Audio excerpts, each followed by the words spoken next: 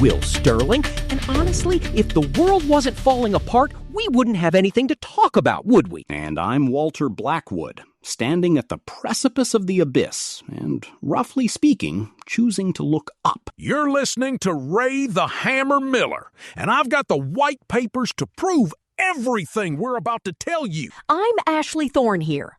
Life is hard. Get a helmet. And today is definitely a helmet day. Great show today, folks. We have a lot of terrain to cover. Yesterday, we were looking at that bizarre Islamabad Accord where Iran was playing the peacekeeper while charging us $2 million a pop for tolls in the Strait of Hormuz. Mocking us, really. Asking for a ceasefire in a lane they were the ones closing. It was pathetic. It was a globalist shakedown. But things changed overnight, didn't they? The mirage of stability we talked about with Spirit Airlines, it's all part of the same house of cards. It really is. I mean, think about it. One day they're asking for tolls. The next day, well, the White House has had enough.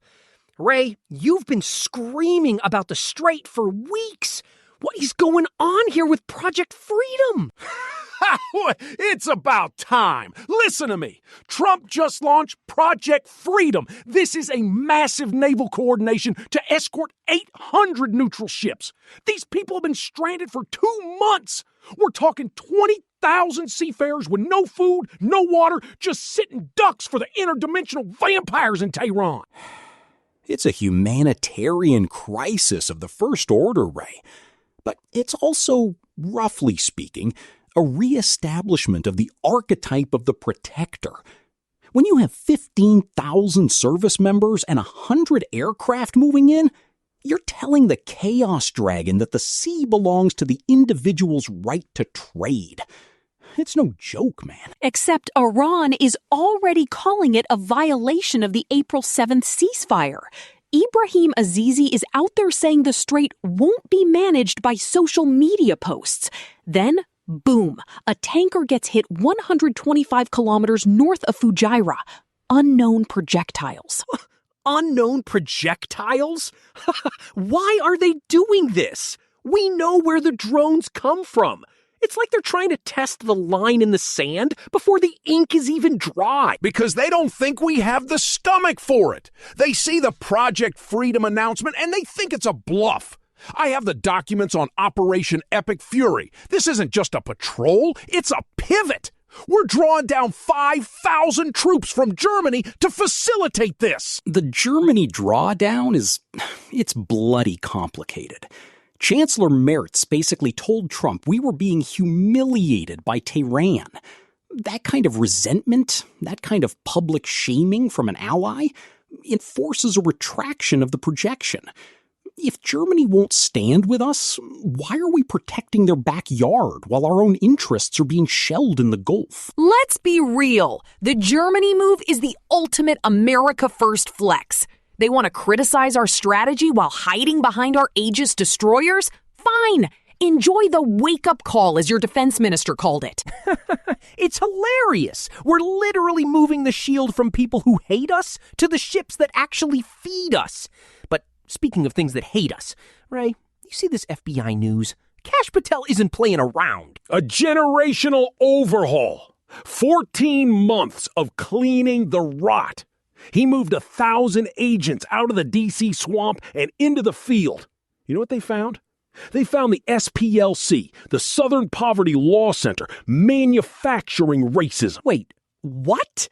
Manufacture? How do you manufacture racism with donor money?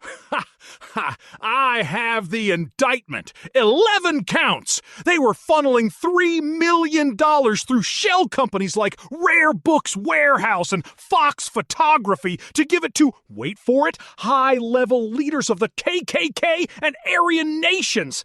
They were funding the monsters so they could point at them and say, look, we need more donations to fight the monsters. It's the devouring mother archetype, Will.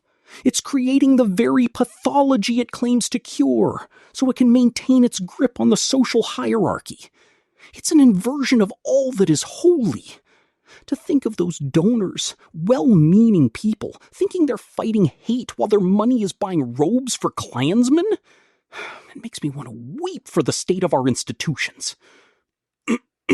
It's bloody pathological. I'm sorry, but if you're still giving money to the SPLC in 2026, you kinda deserve to be scammed.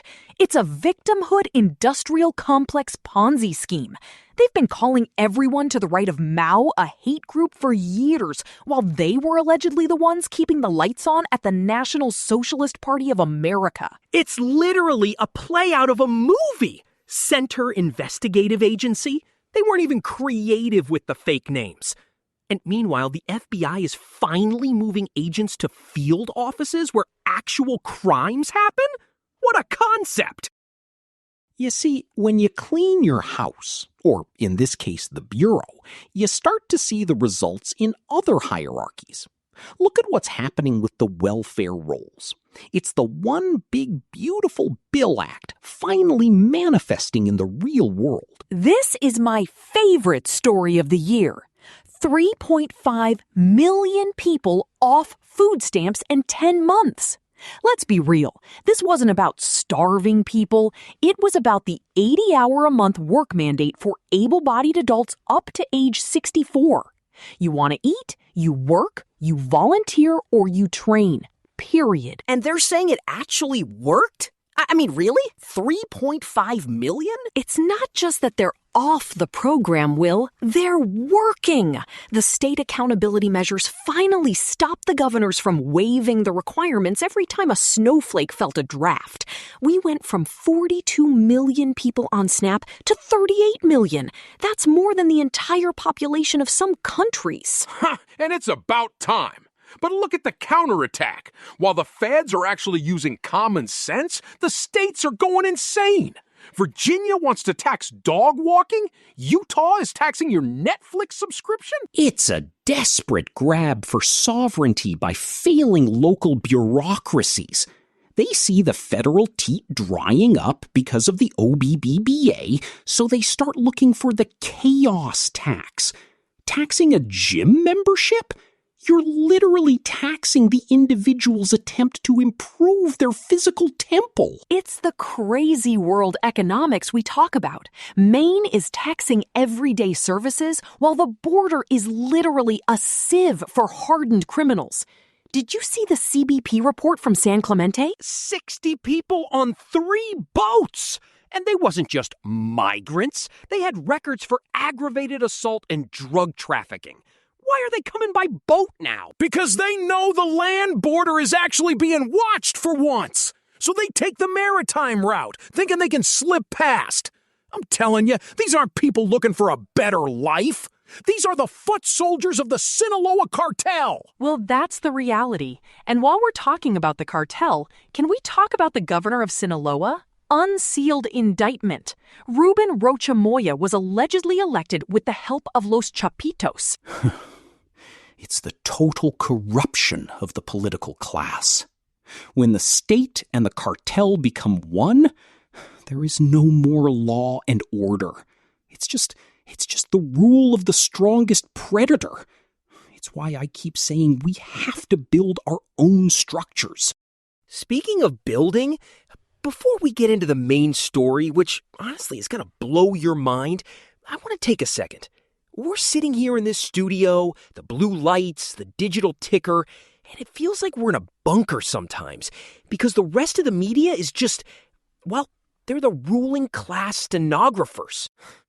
Globalist mouthpieces. Okay, let's get into the heart of the rot. The main story today isn't just news, it's an autopsy of the American mind.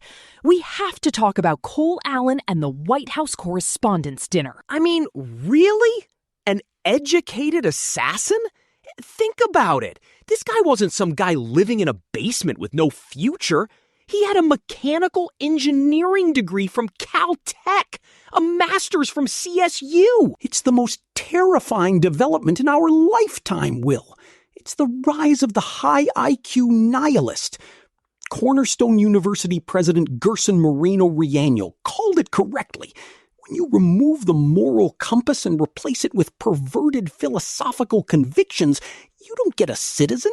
You get a weapon. A weapon for the globalists. He had a 4,700-page social media manifesto. He believed political violence was the only remaining solution. And where did he learn that? In the universities, in the incubators of grievance. And then look at the media's reaction. This guy shoots a Secret Service agent. Thank God for the vest. And what does Jimmy Kimmel do? 2 days before, he's on TV making expectant widow jokes about Melania Trump. Expectant widow? How do they think that's okay? It's corrosive. Melania finally hit back on X today, and she's right. That kind of rhetoric creates the atmosphere where a Cole Allen thinks he's the hero for taking the shot. Listen to me. Erica Kirk, God bless her. She was at that dinner. She attended to confront the people who slandered Charlie. And she said when the shots rang out, the journalists didn't help. They didn't duck. They reached for their phones. They wanted the clip more than they wanted to live. Oh, because they aren't real people anymore, Ray. They are avatars for the narrative. They are so possessed by the idea of the event that they don't see the tragedy. A young man, highly educated, tries to kill the president, and the elite ballroom crowd is just, it's a bubble of self-congratulation that has finally popped. It didn't pop, Walter. They're still in there. Jimmy Kimmel is still making jokes. Stephen Colbert just canceled a New York Times interview because he's probably afraid of a real question for once. They think they're the anti-victims, but they're actually the ones fostering the victimhood that drove Cole Allen. It's the educated assassin versus the elite enablers. I mean, why are they doing this? Do they actually want a civil war? Yes! They want the chaos so they can bring in the globalist solution. Look at the drones. China is showing off autonomous drone swarms while we're arguing about Jimmy Kimmel's monologues. We are falling behind in the only race that matters, the race for survival. It's a moral crisis, not just a technical one. We have a CDL mill scandal where unqualified drivers are getting licenses to drive 80,000-pound missiles on our highways. We have baby food being poisoned with rat poison in Austria. Another educated suspect there, by the way. The guardrails of Western civilization are being dismantled by the people we paid to maintain them. That's why the reparations story is so perfect. $14 trillion demanded in Tulsa. A bureau for descendants of American slavery in California that Gavin Newsom is distancing himself from because he knows there's no money. It's all a mirage. It's bureaucratic overreach to distract from the fact that they've destroyed the middle class. Literally. They're giving apologies, but no checks. It's the ultimate ruling class move. We're sorry we failed you. Now here's a tax on your gym membership and a drone swarm from China. What is going on here? I'll tell you what's going on. They want you distracted while they empty the tank. But I have the white papers on the AI energy crisis. They're saying AI demands are going to break the power grid. So what do? They cancel $83 billion in clean energy loans for solar. It's a green energy bloodbath. I love that term, the EV bloodbath. We forced everyone toward electric cars, created a new rust belt, and now the bureaucrats are pulling the plug because the reality of the grid hit them in the face. Reality always hits, Ashley. You can ignore the architecture of being for a while, but eventually the dragon wakes up. Whether it's 3.5 million people realizing they have to work to eat, or the American public realizing the SPLC is a fraud, the Great Realignment is happening. It's bloody painful, but it's necessary. It's like we're the only ones watching the same movie. Everybody else is watching a trailer for a movie that doesn't exist. That's why I take my super male vitality every morning. You have to have the mental clarity to see through the smoke. They want you weak, they want you confused, and they want you in an electric prison that they can turn off whenever Jimmy Kimmel says something they don't like. And maybe, just maybe, clean your room before you try to fix the Strait of Hormuz. Roughly speaking, it's the only way we survive. It's no joke, man. Seeing these young men like Cole Allen just wasted. It's a tragedy we don't have words for. It's a tragedy they designed, Walter. They want the chaos. But we're not giving it to them, not today. So let's wrap this up. We've got 3.5 million people back to work while the ruling class tries to fund the KKK through shell companies to keep you scared. We've got ships being escorted by a president who actually understands that trade is the lifeblood of freedom, not social media posts. And we have a media elite that would rather film their own demise for a like than admit they've poisoned the minds of an entire generation. What is going on here? Truly. It's a crazy world, but common sense is the only weapon we have left. And remember, they hate you. They want you enslaved, but the documents are out. Stay fast, stay free, and get some Brain Force Plus. Strength is the only language the world respects. Learn to speak it. Protect the individual. Protect the truth. It's bloody complicated, but it's the only way home.